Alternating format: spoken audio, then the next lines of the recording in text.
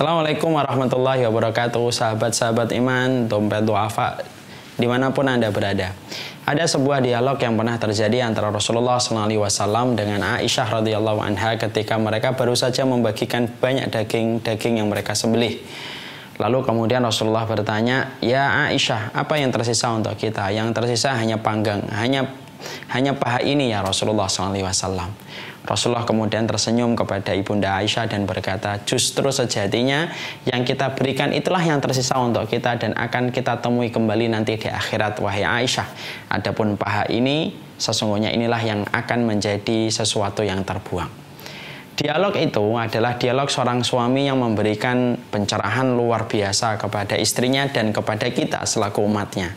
Ternyata kita menjumpai Rasulullah SAW itu selalu memiliki bahasa yang tidak pernah kita duga sebelumnya. Rasulullah mengatakan kepada kita, apa yang kita sedekahkan, apa yang kita korbankan, apa yang kita bagikan, sejatinya itulah yang akan kita temui kembali.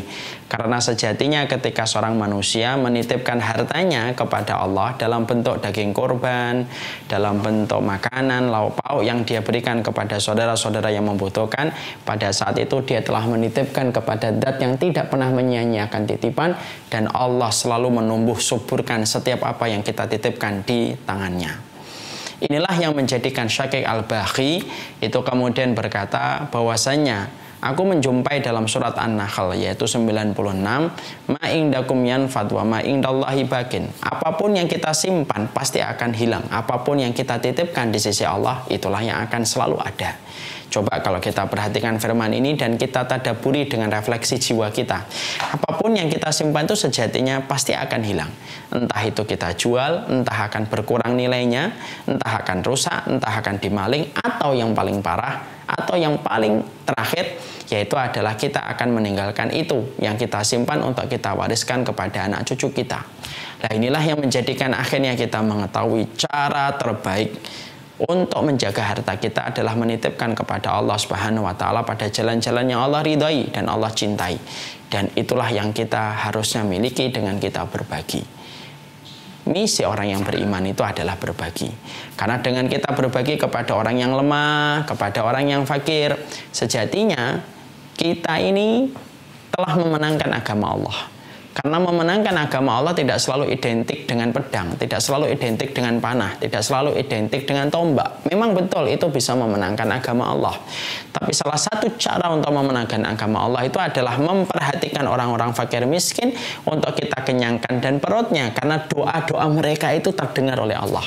Kenapa fakir miskin itu doa-doa mereka terdengar sangat kemudian mustajab di sisi Allah? Karena mereka tidak banyak bercampur dengan dunia dan segala macam syubhat dan perkara haramnya. Makanya fakir miskin itu kalau sudah berdoa, pintu langit akan terbuka.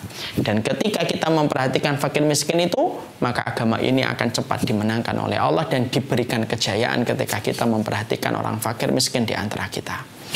Nah, inilah saatnya kita pada waktu bulan Dzulhijjah.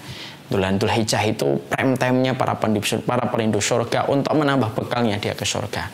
Bulan Dzulhijjah itu big sale-nya Allah besar-besaran untuk memberikan pahala terbaik kepada manusia. Karena waktu itu yang paling baik itu investasi dalam amalan akhirat itu adalah waktu di bulan Dzulhijjah. Dan amalan yang paling dicintai oleh Allah pada waktu di bulan Dzulhijjah itu puncaknya adalah ketika kita berkorban.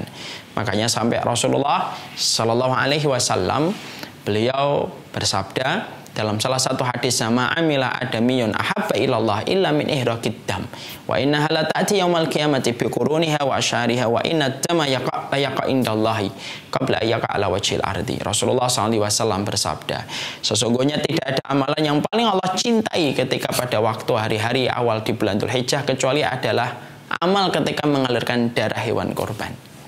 Dan orang yang berkorban itu akan membawa sesuatu dari hewan yang mereka korbankan, dari rambutnya, dari kukunya. Saking cintanya Allah kepada hewan yang kamu korbankan, maka sebelum darah itu membasahi bumi, sudah disimpan oleh Allah di sisinya. Yang mana darah itu akan dijadikan manifestasi seorang hamba, tanda kecintaan dia kepada Allah, dan Allah akan perlihatkan darah itu. Karena Allah ridho terhadap darah yang dikorbankan oleh seorang yang memberikan hewan ternaknya kepada Allah Subhanahu wa taala. Nah inilah yang menjadikan kita akhirnya mengerti. Saya mengingatkan kepada diri saya, investasi itu tergantung pada kondisi dan waktu. Investasi akhirat pun sama. Investasi akhirat itu tergantung betul kepada waktunya. Dan waktu bulan Dzulhijjah ini waktu terbaik. Inilah saatnya bagi kita, walaupun di tengah pandemi yang Allah berikan dalam kehidupan kita, jangan kita menggenggam erat harta. Lepaskan satu persatu genggaman tangan itu untuk kita berbagi, supaya beban kita tidak terlalu berat, supaya langkah kita menjadi ringan, supaya setiap derap langkah kita di dalam kebaikan ini menjadi mudah ketika kita senantiasa memaknai pandemi ini dengan justru kita itu memberikan harta kita yang terbaik.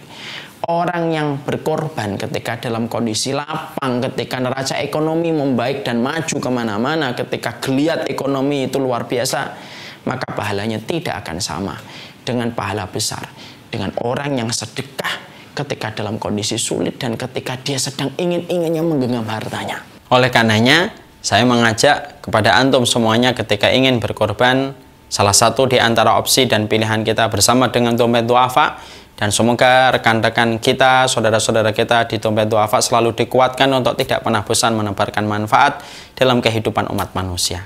Salam menyertai, wassalamualaikum warahmatullahi wabarakatuh.